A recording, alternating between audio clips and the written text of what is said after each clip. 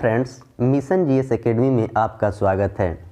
आज मैं वह सेट लाया हूं जो कि सुबह में आपको डेली 8 बजे चलता था, जिसमें 50 क्वेश्चन रहते थे और 50 क्वेश्चन के चारों ऑप्शन के आपके सामने डिस्कशन किया जाता था। बीच में यह 1 महीना से ज़्यादा हो गया, यह सेट प्रैक्टिस को बंद कर दिया गया था और आज से इस सेट प्रैक्टिस को पुनः मैं स्टार्ट किया हूं। अभी तक इसमें मैं 47 वीडियो अपलोड कर दिया हूं। एडिटोरिया के जो न्यू बुक आया था जिसमें 5000 क्वेश्चन थे और टोटल 100 सेट थे। इसमें हर सेट में आपको 50 क्वेश्चन थे और 50 क्वेश्चन के चारों ऑप्शन का डिस्कशन किया गया है। 47 वीडियो जो आपको यूट्यूब में है वहां से आप देख सकते हैं। और उसका पीडीएफ की बात करें तो टेलीग्राम में इसका पीडीएफ भी उपलब्ध है, वहां से आप टेलीग्राम से पीडीएफ डाउनलोड करके सेट को बनाएं और आपका कितना नंबर आ रहा है कमेंट बॉक्स में ज़रूर कमेंट करके बताएं। इसमें जो भी क्वेश्चन दिया गया है आपके कहीं ना कहीं एग्जाम में पूछा हुआ क्वेश्चन है और यह क्वेश्चन काफ़ी इंपॉर्टेंट क्वेश्चन है, एक लेवल का क्वेश्चन है कि कहीं भी ज़रूर आपको एग्जाम में फिर देखने को दोबारा इस क्वेश्चन को मिलेगा। तो इस सीरीज में आप ज़रूर पार्टिसिपेट होइएगा। ऐसे इसे कंटिन्यू प्रयास किया गया है कि कंटिन्यू कर दिया गया और ऐसे मैं लूसेंट का सीरीज भी स्टार्ट कर दिया हूँ। लूसेंट का जो प्राचीन भारत हिस्ट्री में और इंडियन पॉलिटी में फर्स्ट चैप्टर स्टार्ट किया गया है और फिजिक्स में भी आपको फर्स्ट चैप्टर स्टार्ट कर दिया गया है, यानी कि 3 सब्जेक्ट लेकर जो 6:30 बजे से 8:30 बजे तक ग्रुप डिस्कशन होता है उसमें आप जरूर पार्टिसिपेट होइएगा। नए लोग जो भी हैं चैनल पर तो चैनल को सब्सक्राइब करेंगे और पुराने लोग अपने दोस्तों में वीडियो को ज़्यादा से ज़्यादा शेयर करेंगे और वीडियो कभी भी बीच में स्किप नहीं कीजिएगा। वीडियो शुरू से अंत तक देखिएगा तो आपको काफ़ी ज़्यादा फायदा होगा और जो चीज़ आप इसमें नहीं जानते हैं उसे आप ज़रूर अपने नोटबुक में नोट करेंगे। और जब आपका एग्ज़ाम 10 से 15 दिन रहता है किसी भी चीज़ का एग्ज़ाम तो उसे रिवीजन किया जाता है और ऐसे करने से आपकी तैयारी काफ़ी अच्छी हो जाएगी और किसी भी सेट को आप बनाते हैं तो उसका डिस्कशन जरूर कीजिए, तभी आपको अगले सेट में नंबर इंप्रूव होगा। तो आइए आज का पहला क्वेश्चन क्या है 48 नंबर सेट का देखते हैं। निम्नलिखित में से कौन भारत का पहला इलेक्ट्रिक वाहन शहर है? भारत का जो पहला है इलेक्ट्रिक वाहन शहर है तो लखनऊ, पटना, कानपुर और केवड़िया। तो इसमें पूछा गया कि कौन सा शहर है, तो केवड़िया जो है आपका शहर है जो कि इलेक्ट्रिक वाहन शहर है। लखनऊ की बात करें तो यह उत्तर प्रदेश की राजधानी है और नवाबों का शहर लखनऊ है। पटना की बात करें तो पटना में डॉल्फिन अनुसंधान केंद्र है जो कि गंगा नदी के किनारे। डॉल्फिन अनुसंधान केंद्र की स्थापना 2009 में हुआ था और गंगा नदी के राष्ट्रीय नदी की दर्जा 2008 में दिया गया था। और कानपुर की बात करें तो कानपुर गंगा नदी के किनारे बसा हुआ सबसे बड़ा शहर है। आइए अगला क्वेश्चन देखते हैं। Question number 2।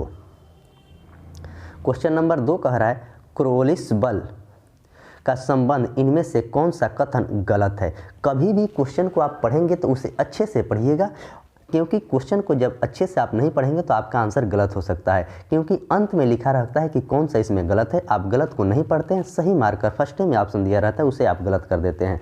तो इसमें पूछा गया कि कौन सा गलत है। यह वायुमंडलीय दाब के अंतर के कारण उत्पन्न होता है, तो यह आपको गलत है। गलत को पूछा गया तो यही आपको गलत है, तो ऑप्शन ए करेक्ट आंसर है। ऑप्शन बी की बात करें तो यह अक्षांश के कोण के अनुकरणपाती होता है, यह बिल्कुल सही है। यह ध्रुव पर अधिकतम होता है, यह भूमध्य रेखा पर नहीं होता है। तो ए, बी, सी और डी ये तीनों सही है और ऑप्शन ए की बात करें तो वह आपको गलत है। आइए क्वेश्चन नंबर 3 देखते हैं। क्वेश्चन नंबर 3 कह रहा है कि इनमें से कौन भारतीय राज्य के 3 देशों से सीमा साझा नहीं करता है? पूछा गया कि कौन सा जो राज्य है जो भारतीय राज्यों के 3 देशों के सीमा से साझा नहीं करता है? तो पश्चिम बंगाल, सिक्किम, असम और अरुणाचल प्रदेश। तो इसका आंसर की बात करें तो असम जो है यह 3 देश से नहीं लगा है, पश्चिम बंगाल भी आपको 3 देश से लगा है, सिक्किम भी 3 देश से लगा है, अरुणाचल प्रदेश भी 3 देश से लगा है और त्रिपुरा एक ऐसा राज्य है जो कि बांग्लादेश से 3 तरफ से घिरा हुआ है। Question number 4। मेघालय के पठार इनमें से किसका भाग या अंश है? मेघालय के जो पठार है इसमें से किसका भाग या अंश है? तो हिमालय पर्वत का, ब्रह्मपुत्र का मैदान, दक्षिणी प्रायद्वीपीय पठार, आर्कयोना पर्वत। तो कौन सा है यह बात पूछा गया, तो इसका आंसर हो जाएगा दक्षिण भारतीय यानी कि दक्षिण प्रायद्वीपीय का पठार। Question number 5। निम्नलिखित में से कौन सबसे प्राचीन जनजाति है? सबसे प्राचीन जनजाति पूछा गया है। गोंड, जारवा, लेपचा और संथाल। तो ऑप्शन के अनुसार देखेंगे तो इसमें पूछा गया तो जारवा जो है ना सबसे प्राचीन जनजाति है, और भारत के सबसे बड़ी जनजाति की बात करें तो आपको भील है, याद कर लेंगे भील। और भील ऑप्शन नहीं रहता है तो आपको गोंड आंसर हो सकता है। लेकिन जो 67वीं बीपीएससी का एग्जाम हुआ था उसमें एक क्वेश्चन को पूछा गया था तो उसमें आंसर इसका भील हुआ था। लेपचा आपको सिक्किम का है। क्वेश्चन नंबर 6, निम्नलिखित में से कौन सी नदियाँ कृष्णा की सहायक नदी नहीं है? पंचगंगा नदी, वारधा नदी, कोयना नदी और घाट प्रभा नदी। तो पूछा गया कि कौन सी इसकी सहायक नदी नहीं है, तो इसका आंसर हो जाएगा आपको ऑप्शन बी, जो वारधा नदी है कृष्णा की सहायक नदी नहीं है। कृष्णा नदी की बात करें तो दक्षिण भारत की दूसरी सबसे लंबी नदी है जिसकी लंबाई 1401 किलोमीटर है। महाबलेश्वरम से यह निकलती है। नागार्जुन सागर परियोजना कृष्ण नदी पर है। और दक्षिण भारत के सबसे लंबी नदी की बात करें तो गोदावरी है जिसकी लंबाई 1465 किलोमीटर है। क्वेश्चन नंबर 7, भारतीय मानसून में मौसमी विस्थापन में इंगित है, इसका प्रमुख कारण क्या है? तो स्थल तथा समुद्र के विविधि तापमान, मध्य एशिया की ठंडी हवा, तापमान की अति एक समानता, और ऑप्शन डी की बात करें तो इनमें से कोई नहीं। तो इसका आंसर हो जाएगा आपको ऑप्शन ए, यानी कि स्थल तथा समुद्र के विविधों में तापमान।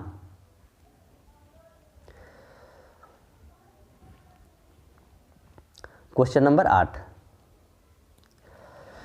पर्ल ऑफ साइबेरिया किस झील को कहा जाता है? पर्ल ऑफ साइबेरिया की बात करें तो किस झील को कहा जाता है? बैकाल झील, ग्रेट बैरियर झील, विक्टोरिया झील और जॉनसन झील। तो पर्ल ऑफ साइबेरिया के यहाँ पर बात किया गया तो इसका आंसर हो जाएगा बैकाल झील। क्वेश्चन नंबर 9, भूमध्य सागर जलवायु इनमें से किस शहर में नहीं पाई जाती है? भूमध्य सागरीय जलवायु इनमें से किस शहर में नहीं पाई जाती है?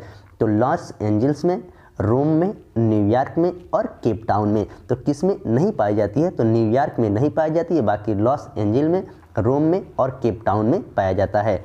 यूनिसेफ का मुख्यालय की बात करें तो न्यूयॉर्क है। तो ऑप्शन सी इसका करेक्ट आंसर है। Question number 10, the man who divide India पुस्तक का लेखक कौन है? तो कल मैं इस सारे पुस्तक का चर्चा किया था। The man who divide India पुस्तक का लेखक कौन है? तो डॉक्टर राजेंद्र प्रसाद, रफ़ी जकारिया, बी.डी. सावरकर और सुभाष चंद्र बोस। तो इसमें से कौन है? तो आपको रफ़ी जकारिया जो है दी मैन हु इंडिया के लेखक हैं। बी.डी. सावरकर की बात करें तो अभिनव भारत की शुरुआत बी.डी. सावरकर ने किए थे। और डॉक्टर राजेंद्र प्रसाद की बात करें तो यह भारत के प्रथम राष्ट्रपति बने थे जो कि 1950 से लेकर 1962 तक ये भारत के राष्ट्रपति रहे थे 12 वर्षों तक। आइए क्वेश्चन नंबर 11, क्वेश्चन नंबर 11 कह रहा है किसने कहा था कि यदि भगवान अस्पृश्यता को सहन करते हैं तो मैं उन्हें कभी भी भगवान नहीं मानूंगा? यह कथन किसका है? महात्मा गांधी का, भीमराव अंबेडकर का, बाल गंगाधर तिलक और लाला लाजपत राय का। तो यह कथन है आपको बाल गंगाधर तिलक का। महात्मा गांधी की बात करें तो महात्मा गांधी ने कांग्रेस के पहली बार अध्यक्षता 1924 में बेलगांव में किया था। भीमराव अंबेडकर की बात करें तो भीमराव अंबेडकर संविधान के निर्माणकर्ता हैं। क्वेश्चन नंबर 12, जयप्रकाश नारायण को राष्ट्रीय स्तर का नेता की पहचान किस संदर्भ में मिली थी? जयप्रकाश नारायण का जन्म छपरा के सिताब दियारा गांव में हुआ था। इन्होंने संपूर्ण क्रांति की नारा 1977 में दिया था। भूदान आंदोलन से, सविनय अवज्ञा आंदोलन से, भारत छोड़ो आंदोलन से उनको कांग्रेस के कार्यकारिणी सदस्यता बनाया गया था।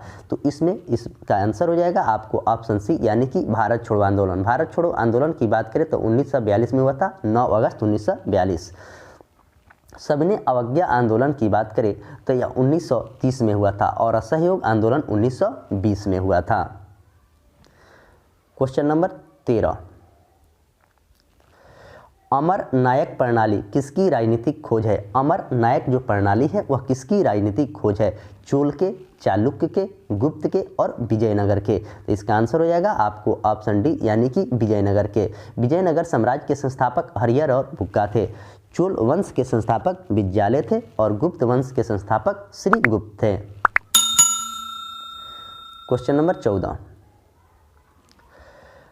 भारत में सूफियों का आगमन किस शताब्दी में हुआ था? भारत में सूफियों का आगमन जो हुआ था वह किस शताब्दी में हुआ था? 9वीं शताब्दी में, 10वीं शताब्दी में, 12वीं शताब्दी में और 13वीं शताब्दी में? तो इसका आंसर की बात करें तो 10वीं शताब्दी में भारत में सूफियों का आगमन हुआ था। 13वीं शताब्दी में कागज का प्रचलन हुआ था। क्वेश्चन नंबर 15, अलवार संतों किसके उपासक थे? अलवार जो संत थे वह किसके उपासक थे? राम के, विष्णु के, शिव के और कृष्ण के? तो इसका आंसर हो जाएगा आपको ऑप्शन डी, यानी कि अलवार विष्णु के थे और नयनार आपको शिव के थे। तो दोनों चीज याद रखेंगे, अलवार विष्णु के थे और नयनार जो थे आपको शिव के थे। क्वेश्चन नंबर 16, क्वेश्चन नंबर 16 कह रहा है किस भारतीय शासक ने विदेशियों को आधुनिक पद्धति के दूतावास स्थापित किया है? किस भारतीय शासक ने?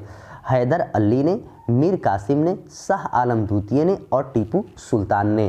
तो इसका आंसर हो जाएगा आपको ऑप्शन डी, यानी कि टीपू सुल्तान ने। टीपू सुल्तान की बात करें तो इनकी मृत्यु 1799 में चतुर्थ आंग्ल मैसूर में हुआ था। उस समय भारत के गवर्नर जनरल की बात करें तो लॉर्ड ब्लेजली उस समय भारत के गवर्नर जनरल थे। मीर कासिम सबसे पहले आक्रमण किया था 712 में।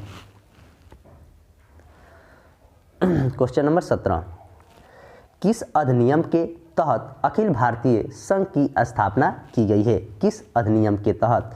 आज के जो होमवर्क दिया गया है इंडियन पॉलिटी में यही चीज़ दिया गया है। तो भारत परिषद अधिनियम 1892, भारतीय परिषद अधिनियम 1909 और भारत सरकार अधिनियम 1919 और भारत सरकार अधिनियम 1935। तो किस अधिनियम में कहा गया? तो भारत सरकार अधिनियम 1935 में कहा गया है। भारत सरकार अधिनियम 1919 की बात करें तो उस समय भारत के वायसराय लॉर्ड चेम्सफोर्ड थे और भारत परिषद अधिनियम 1919 में लॉर्ड मिंटो थे, जो कि उसमें सांप्रदायिक निर्वाचन की बात कही गई थी। क्वेश्चन नंबर 18 कह रहा है क्रिप्स मिशन के साथ कांग्रेस के आधिकारिक वक्ता कौन थे?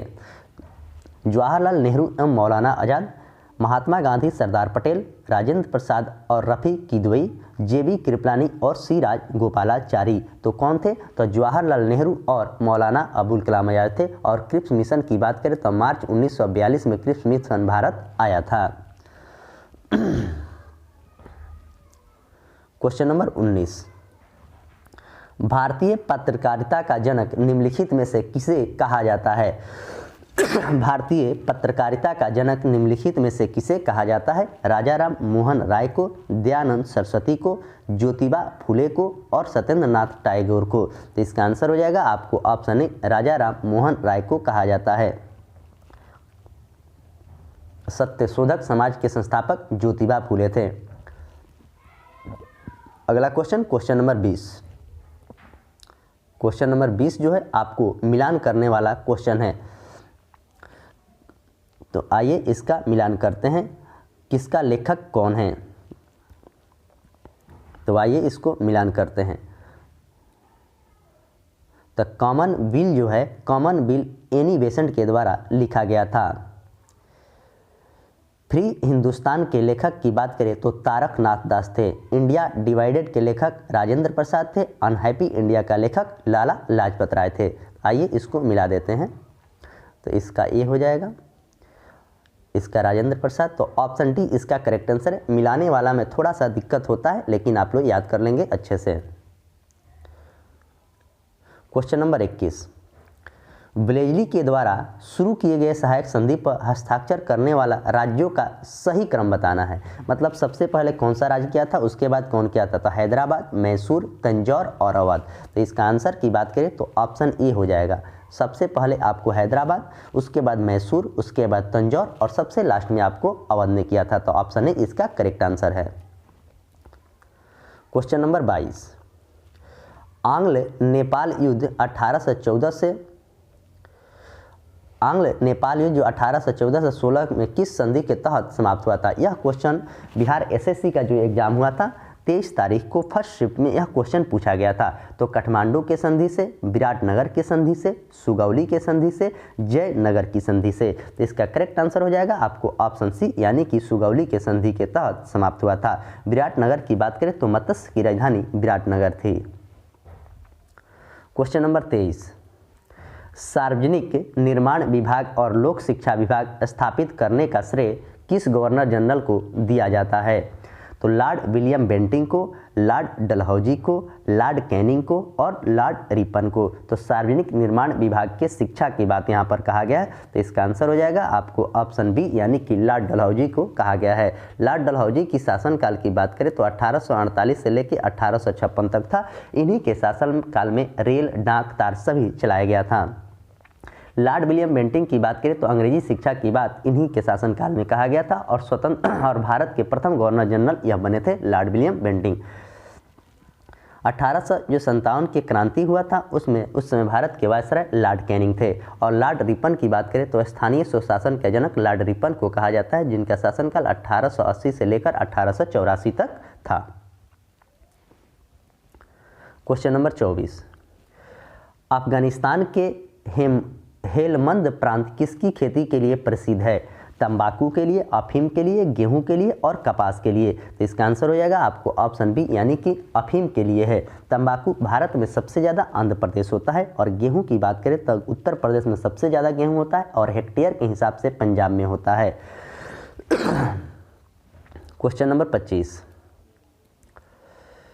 ये हिंदू धर्म और इस्लाम शताब्दी अर्थ में धर्म नहीं बल्कि यह दो पृथक स्पष्ट सामाजिक अवस्था है। हिंदू और मुसलमान कभी एक राष्ट्र के रूप में रह सकते हैं, यह कोरा स्वतः प्राप्त यह कथन किसका है? चौधरी रहमत अली, मोहम्मद अली जीना, लॉर्ड लिनलिथगो और ऑप्शन डी की बात करें तो लॉर्ड रॉबर्ट क्लाइव। तो इसका आंसर हो जाएगा आपको ऑप्शन बी यानी कि मोहम्मद अली जीना। चौधरी रहमत अली ने सबसे पहले पाकिस्तान शब्द का मांग किया था।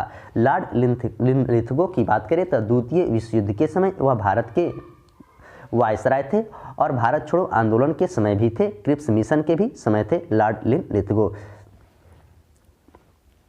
क्वेश्चन नंबर 26, समुद्रगुप्त के प्रयाग प्रस्तुति वाले पर निम्नलिखित में से किसका शिलालेख मिलता है? जहांगीर का, शाहजहां का, अकबर का और औरंगजेब का। तो किसका मिलता है यह बात पूछा गया, तो जहांगीर का मिलता है। शाहजहां की बात करें तो स्थापत्य कला का स्वर्णकाल शाहजहां को कहा जाता है और अकबर की बात करें तो हिंदी के स्वर्णकाल अकबर को कहा जाता है। औरंगजेब का 2 बार राज्याभिषेक हुआ था और सबसे ज़्यादा हिंदू सैनिक औरंगजेब के ही शासनकाल में थे। औरंगजेब को जिंदा पीर के नाम से भी जाना जाता है। आइए अगला क्वेश्चन 27 नंबर मिलान करने वाला है। गुरु गोविंद सिंह की मृत्यु, कंपनी का उत्तराधिकारी पर कब्जा, मीर कासिम का बंगाल बिहार से पलायन और अहमद शाह अब्दाली का आक्रमण। इसको क्रम से सजाना है, तो आइए इसे क्रम से सजाते हैं। तो क्रम से सजाना है, निम्नलिखित में से सबसे पहले शुरू कौन हुआ था, क्रम वाइज सजा देना है। तो आइए इसका आंसर की बात करें तो इसका आंसर हो जाएगा आपको ऑप्शन डी। तो सबसे पहले गुरु गोविंद सिंह की मृत्यु हुई थी, उसके बाद अहमद शाह अब्दाली का आक्रमण हुआ था, उसके बाद मीर कासिम बंगाल पर बिहार के पलायन किया और कंपनी की उत्तरी सरकार पर कब्जा किया। तो आइए क्वेश्चन नंबर 28। क्वेश्चन नंबर 28 कह रहा है कि सेबी से संबंधित कौन सा कथन सत्य है। तो सबसे पहले मैं बता दूं कि सेबी की स्थापना 12 अप्रैल 1988 को हुआ था। यह आपको बिल्कुल सही है। 30 जनवरी 1992 को इसे वैधानिक दर्जा भी दिया गया था और इसका मुख्यालय की बात करें तो मुंबई है। यह शेयर बाजार नियंत्रक एवं विनिमय करने वाली संस्था है। सेबी का फुल फॉर्म होता है security exchange board of India. SEBI के वर्तमान में चेयरमैन की बात करें तो सुमन बैरी है। तो इसका सभी कथन सही है, इसका आंसर आपको ऑप्शन डी होगा। क्वेश्चन नंबर 29, भारत में राजकोषीय नीति का आरंभ कब से माना जाता है? भारत में राजकोषीय नीति का आरंभ 1919 ईस्वी में, 1935 ईस्वी में, 1936 ईस्वी में और 1950 ईस्वी में। तो राजकोषीय नीति की बात कहा गया तो 1936 में माना जाता है और 1936 में ही 1 अप्रैल 1936 को बिहार से उड़ीसा अलग हुआ था। 1935 में आरबीआई की स्थापना हुई थी और 1950 की बात करें तो योजना आयोग की स्थापना 15 मार्च 1950 को हुआ था। क्वेश्चन नंबर 30, निम्नलिखित में से कौन सा मद राजस्व प्राप्त में शामिल नहीं होता है? प्रत्यक्ष कर, अप्रत्यक्ष कर, विदेशी से प्राप्त सहायता और सरकार के द्वारा लिया गया ऋण। तो इसमें पूछा गया कि कौन सा नहीं शामिल होता है, तो इसका आंसर हो जाएगा आपको ऑप्शन डी, यानी कि सरकार के द्वारा लिया गया ऋण। Question number 31, Akhil Bharatiya trending portal e name का टैग लाइन क्या है? उत्तम फसल उत्तम इनाम, जल जीवन हरियाली, एक मौसम एक दर, किसानों की आय को दुगुना करना। तो कौन सा इसका टैग है, यह बात पूछा गया। तो इसका आंसर हो जाएगा आपको ऑप्शन ए, यानी कि उत्तम फसल और उत्तम इनाम। क्वेश्चन नंबर 32, भारत के संविधान का प्रारूप तैयार करने वाली संविधान सभा के सदस्यों को ब्रिटिश संसद द्वारा नामित किया गया, गवर्नर द्वारा नामित किया गया, विभिन्न प्रांतों के विधानसभाओं के द्वारा चुना गया और भारतीय राष्ट्रीय कांग्रेस और मुस्लिम लीग द्वारा चुना गया। तो इसका आंसर की बात करें तो इसका आंसर हो जाएगा आपको ऑप्शन सी, विभिन्न प्रांतों के विधानसभाओं के द्वारा चुना गया था। और उसका अध्यक्ष की बात करें तो भीमराव अंबेडकर उसका अध्यक्ष थे और इसमें टोटल सदस्यों की संख्या 7 थी। क्वेश्चन नंबर 33, भारतीय संविधान में संविधान संशोधन की प्रक्रिया का विचार कहाँ से लिया गया है? तो सबसे पहले मैं बता दूं कि अपने भारतीय संविधान में 10 देशों से कुछ ना कुछ स्रोत लिया गया है। ये भी क्वेश्चन आपके ग्रुप डी के एग्जाम में पूछा जा चुका है।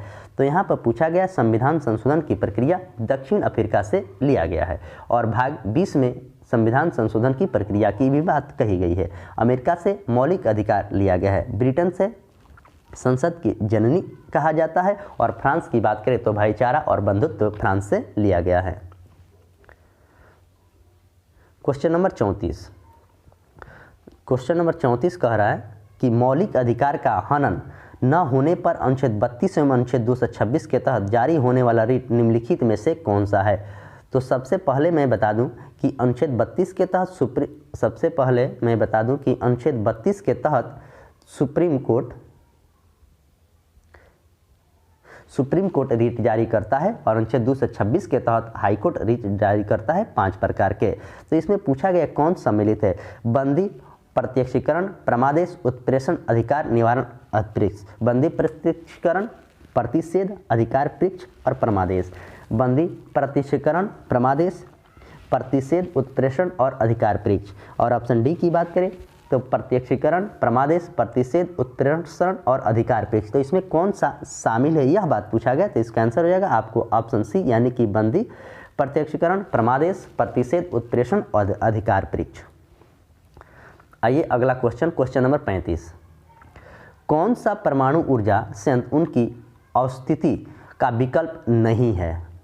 तो कोटा राजस्थान सही है, तारापुर महाराष्ट्र ये भी सही है, काकरापाड़ा कर्नाटक यही गलत है। जो काकरापाड़ा कर्नाटक जो है ना, काकरापाड़ा गुजरात में है। तो ऑप्शन सी इसका करेक्ट आंसर है और नरौड़ा आपको उत्तर प्रदेश सही आंसर है। क्वेश्चन नंबर 36, इनमें से कौन सा बंदरगाह प्राकृतिक नहीं है? कांडला, चेन्नई, मुंबई और प्रादीप। तो इसमें कौन सा जो बंदरगाह है वह प्राकृतिक नहीं है? तो इसका आंसर हो जाएगा आपको चेन्नई जो है ना, यह कृत्रिम बंदरगाह है।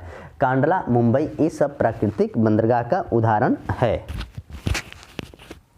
आइए क्वेश्चन नंबर 37 देखते हैं। क्वेश्चन नंबर 37 कह रहा है कोलाइडल विलयन की शुद्धिकरण निम्नलिखित में से किस विधि के द्वारा नहीं किया जा सकता है? देखिए इस सेट में हर सब्जेक्ट से, हर टॉपिक से क्वेश्चन दिया गया है, जैसे आपके एग्जाम में पूछा जाता है। इलेक्ट्रोलाइसिस, डायलिसिस, अति सूक्ष्म छनन और इलेक्ट्रोलिसिस। तो कौन सा नहीं किया जाता है, यह बात पूछा गया। तो ऑप्शन डी इसका करेक्ट आंसर होगा। डायलिसिस से किडनी जो काम अगर नहीं करता है तो उसमें डायलिसिस किया जाता है। क्वेश्चन नंबर 38, जंतु विज्ञान की वह शाखा जिसके अंतर्गत सरीसृपों का अध्ययन किया जाता है उसे क्या कहते हैं? जंतु विज्ञान में अरिथ्नोलॉजी, हर्पेटोलॉजी, इक्थियोलॉजी और कंकोलॉजी। तो इसका आंसर की बात करें तो ऑप्शन बी हो जाएगा हर्पेटोलॉजी। अरिथ्नोलॉजी में पक्षी का अध्ययन किया जाता है, अंकोलॉजी में कैंसर का अध्ययन किया जाता है। क्वेश्चन नंबर 39, कोशिका में किसकी मात्रा 80% से अधिक होती है? प्रोटीन के, चर्बी के, खनिज के और जल के। तो किसकी मात्रा होती है? तो जल जो होता है ना आपको 65% से लेके 80% तक होता है। क्वेश्चन नंबर 40, निम्नलिखित में से किसके द्वारा पेनिसिलिन का उत्पादन संभव है? किसके द्वारा जो है पेनिसिलिन का उत्पादन संभव है? एक शैवाल से, एक बैक्टीरिया से, एक फफूंद से और कृत्रिम संश्लेषित विधि से। तो किससे यह बात पूछा गया? तो ऑप्शन सी इसका करेक्ट आंसर होगा, एक फफूंदी से है। शैवाल के अध्ययन को फाइकोलॉजी कहते हैं और बैक्टीरिया के अध्ययन को वायरोलॉजी कहा जाता है। क्वेश्चन नंबर 41, पौधे के किस भाग में केसर प्राप्त किया जाता है? पौधे के किस भाग से केसर प्राप्त किया जाता है? संपूर्ण भाग से, वर्तिकाग्र और वर्तिका से, तने से और पत्तों से। तो कहाँ से प्राप्त किया जाता है यह बात पूछा गया, तो ऑप्शन बी हो जाएगा, यानी कि वर्तिकाग्र वर्तिका से प्राप्त किया जाता है। और केसर सबसे ज़्यादा भारत में जम्मू कश्मीर में होता है केसर। तने आलू में पाया जाता है।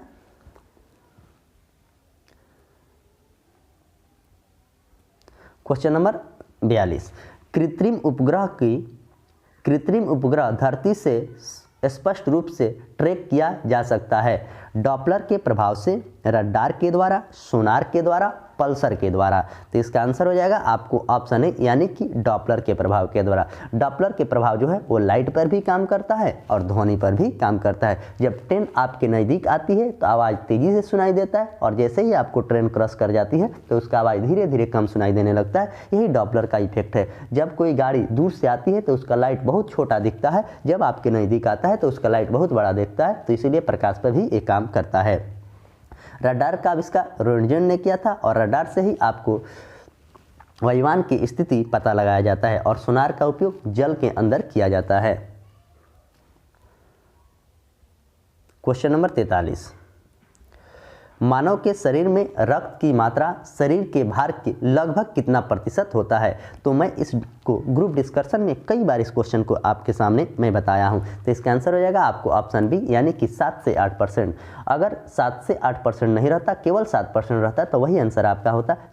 जो आपका शरीर का वजन होता है उसका 7% ही आपके शरीर में ब्लड होता है। क्वेश्चन नंबर 44, प्रेरक का मात्रक क्या होता है? प्रेरक का मात्रक क्या होता है? ओम, इंडक्टिविटी, रिएक्टेंस, इंडक्टर और हेनरी। आपके एग्जाम में एक मात्रक से भी क्वेश्चन पूछा गया था जो 23 तारीख के फर्स्ट शिफ्ट में हुआ था। उसमें प्रतिरोधकता का मात्रक पूछा गया था जिसका हुआ था ओम मीटर। तो यहाँ पर इसका आंसर की बात करें तो हेनरी इसका सही और प्रतिरोध का ओम होता है। क्वेश्चन नंबर 45, किस बिलियन में उपस्थित हाइड्रोजन आयन की सांद्रता ज्ञात करने के लिए कौन सा स्केल का प्रयोग किया जाता है? RH scale, TH scale, MH scale और pH स्केल। तो इसका आंसर हो जाएगा आपको ऑप्शन डी, यानी कि pH स्केल। pH का फुल फॉर्म होता है पावर ऑफ हाइड्रोजन और इसका खोज किया था सोरेनसन ने। जिसका pH मान 7 होता है वो उदासीन होता है और जिसका pH मान 7 से कम होता है वो अम्लीय होता है और जिसका pH मान 7 से अधिक होता है वो क्षारीय होता है। इस सारे कंडीशन को आप अच्छे से याद रखेंगे। क्वेश्चन नंबर 46, किसी तत्व को पीटकर पतली चादर बनाया गया है, वह तत्व होगा धातु, अधातु, उपधातु, धातु और अधातु दोनों। तो इसका आंसर हो जाएगा आपको ऑप्शन ए, वह धातु होता है जिसको पीट कर पतली चादर बनाया जा सकता है। क्वेश्चन नंबर 47, ध्वनि तरंग गति करती है। ध्वनि जो तरंग है वह गति करती है लंबवत, तरंग की दिशा के अनुदिश, कभी लंबवत कभी क्षैतिज, आंशिक लंबवत और आंशिक क्षैतिज। तो ध्वनि कैसे गति करती है? तो तरंग की दिशा के अनुदिश करती है। ऑप्शन बी इसका करेक्ट आंसर है। ध्वनि के अध्ययन को एकॉस्टिक्स कहा जाता है। क्वेश्चन नंबर 48, किसी भी स्थिर या गतिशील वस्तु की स्थिति एवं दिशा में तब तक कोई परिवर्तन नहीं होता है जब तक उस पर कोई बाह्य सक्रिय न हो। यह न्यूटन के कौन सा नियम है? न्यूटन के गति के प्रथम नियम, न्यूटन के गति के द्वितीय नियम, न्यूटन के गति के तृतीय नियम और ऑप्शन डी की बात करें तो गैलीलियो के नियम। तो ऑप्शन ए इसका करेक्ट होगा, ऑप्शन ए, यानी कि न्यूटन के गति के प्रथम नियम। न्यूटन के गति के प्रथम नियम से बल का परिभाषा मिलता है और न्यूटन के दूसरा नियम से गति का व्यंजन मिलता है। और न्यूटन की तीसरा नियम क्रिया के विपरीत प्रतिक्रिया होता है। अगला क्वेश्चन नंबर 49। डायोड एक ट्रांजिस्टर टर्मिनल छोर होते हैं क्रमशः 3 एवं 2, 2 एवं 2, 3 एवं 3, 2 एवं 3। तो डायोड ट्रांजिस्टर होता है टर्मिनल कितने का? इसका आंसर होगा आपको ऑप्शन ए 2 एवं 3। Question number 50। उत्प्लावता किस पर निर्भर करता है? गहराई जहाँ तक कोई पिंड डुबोया जाता है, पिंड के आकार पर, पिंड के द्रव्यमान पर, विस्थापित द्रव के द्रव्यमान पर। तो किस पर निर्भर करता है? तो ऑप्शन डी हो जाएगा, यानी कि विस्थापित द्रव के द्रव्यमान पर। और आर्किमिडीज के द्वारा उत्प्लावन बल का सिद्धांत दिया गया था, वह आपको एथेंस के थे। इस तरफ 50 क्वेश्चन के जो आपके सामने मैं डिस्कशन किया हूँ वो काफ़ी किफ़ायती तरीके से डिस्कशन किया गया है। अब आइए कुछ इसमें स्मरणीय तथ्य दिया रहता है, उसे आप जरूर अच्छे से देखेंगे, वो आपके एग्जाम में डायरेक्ट पूछा जाता है। क्वेश्चन है कि एशिया के प्रमुख स्थलरुद्ध देश कौन सा है, यानी कि लैंड लॉक। तो आपको आर्मेनिया है, अजरबैजान है, कजाकिस्तान है, तुर्कमेनिस्तान है, उज्बेकिस्तान है, अफगानिस्तान है, तजाकिस्तान है, किर्गिस्तान है, नेपाल है, भूटान है, मंगोलिया है और लाओस है। इतने जो देश दिए गए हैं आपको 12 देश जो कि एशिया के प्रमुख स्थल रुद्ध देश है। इस 12 देश को आप अच्छे से याद रखेंगे। इसमें क्वेश्चन कैसे पूछेगा? इसमें पूछेगा कि कौन एशिया के स्थल रुद्ध देश नहीं है। 3 ठो दे देगा देश का नाम, एक दे देगा इसमें से मान लीजिए कि अंडोरा, तो अंडोरा आपको नहीं है। तो ऐसे ही आपको याद रखना है। आगे देखिए, आगे है यूरोप के प्रमुख स्थल रुद्ध देश। वो एशिया का था और यह यूरोप का है। तो एशिया को आपको अवश्य याद होना चाहिए। तो एशिया, यूरोप देखेंगे अंडोरा, लिechtenstein, Switzerland, Luxembourg, Austria, Belarus, Slovakia, Moldova, Hungary, Serbia, Kosovo, Macedonia, San Marino और वेटिकन सिटी। ये सब जो है यूरोप के प्रमुख स्थल रुद्ध देश है। यूरोप के प्रमुख स्थल रुद्ध देश है। अगला देखेंगे अफ्रीका के प्रमुख स्थल रुद्ध देश। अफ्रीका के प्रमुख स्थल रुद्ध देश कौन कौन सा है? तो माली है, बुर्किना फासो है, नाइजर है, चाड है, सेंट रिपब्लिक है, साउथ सूडान है, इथोपिया है, रवांडा है, बरूडी है, युगांडा है, जाम्बिया है, जिम्बाब्वे है, बोत्सवाना है, लेसोथो है और मालवी है। अमेरिका की बात करें तो बोल्विया एवं पराग्वे। दक्षिण अमेरिका की बात करें तो बोल्विया एवं पराग्वे। तो इस तरह मैं आपके सामने 48 नंबर क्वेश्चन को काफ़ी किफ़ायती तरीके से डिस्कशन किया हूं, जो कि आपको इससे काफ़ी ज़्यादा लाभ मिलेगा।